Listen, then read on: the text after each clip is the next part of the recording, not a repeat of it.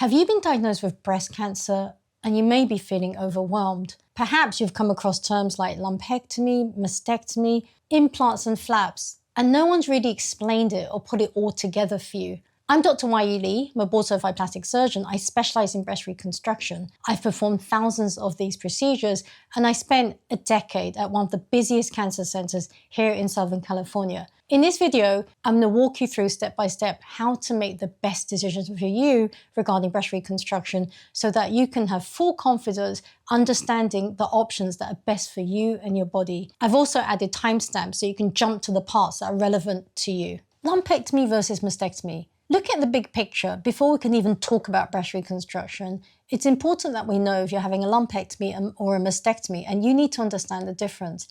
A lumpectomy is where your breast surgeon is going to simply take away the breast tumor and they're going to leave the rest of the breast tissue behind. A mastectomy is when the entire breast is removed.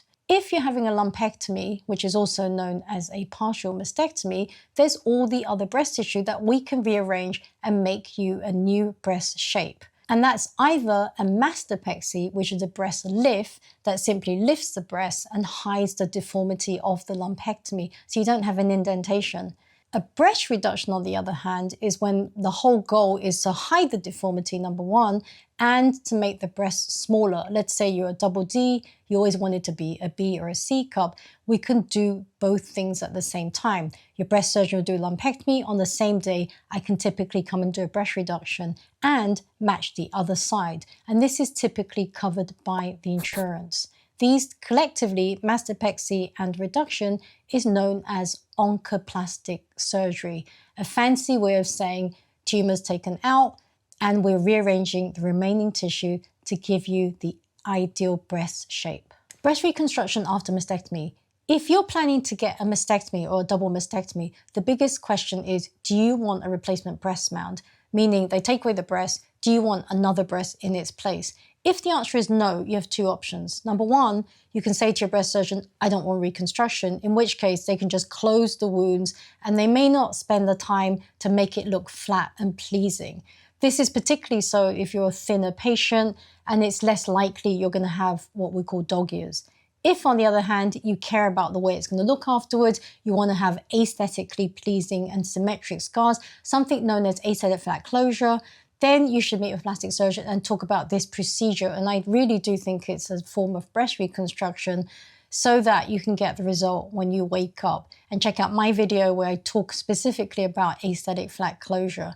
Otherwise, you will be looking at a revision surgery if you're unhappy with the results of no reconstruction. Once I learned that I could go flat and have a flat closure, I was like, oh, that sounds awesome. That would be perfect. No. Clearly, I want to go flat. Yes. Is that what you said? Mm-hmm. I just want to go entirely flat. And what happened when you woke up from surgery?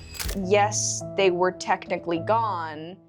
If you do want a breast replacement, then you're looking at two options, either implant-based reconstruction or autologous reconstruction, which is just a fancy way of using your tissue to build you a breast. If you're finding this video to be useful, please hit like and subscribe to my channel and feel free to place comments. Implant-based reconstruction after mastectomy. So using breast implants is the commonest way we rebuild breasts after mastectomy has been performed. Implants come in two forms, either silicone or saline. For mastectomy patients, we do not recommend saline implants because they have really bad rippling. What do I mean by that? Well, this is a silicone implant. This one's quite big, it's 750cc. You see these little ripples.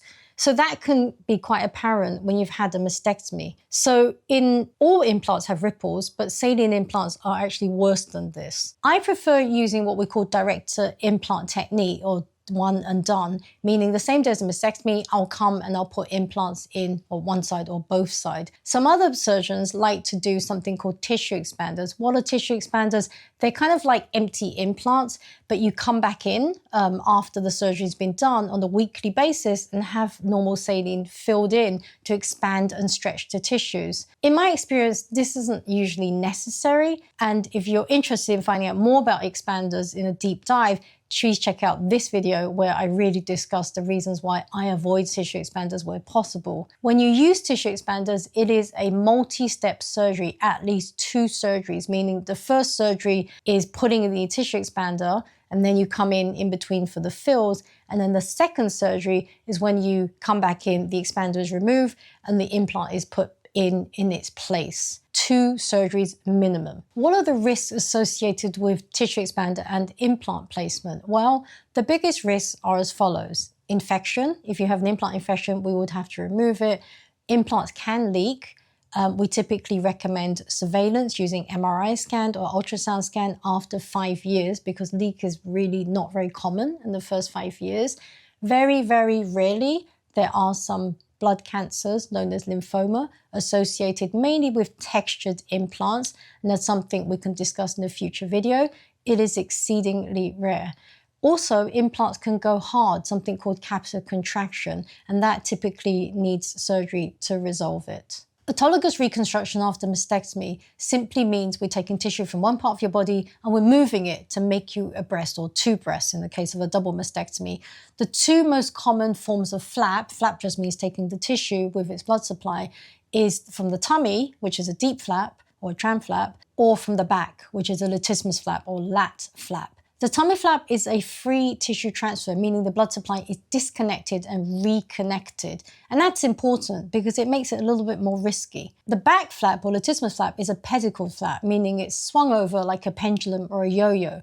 That's less risky and the recovery is much easier. What are the risks of both of these types of surgery? Well, there's the typical ones associated with any kind of surgery, bleeding, infection. Infection risk is less so when you're using your own tissue compared to an implant. There's the healing, because you're talking bigger scars. In the case of a free flap, the tissue can die, something called flap necrosis, and you could lose the entire flap. And that you don't really see in the latissimus flap. Another form of autologous reconstruction is the Goldilocks procedure. A Goldilocks procedure involves using the remaining tissue after a skin-sparing mastectomy, rearranged in a clever way to make a small breast. No implants, all your tissue, and no donor site. Now that you've learned your options for breast reconstruction, you can use the following flowchart to guide you through your decision-making when you meet with your plastic surgeon. Feel free to check out my other videos where I do deeper dives on the relevant topic that you find interesting.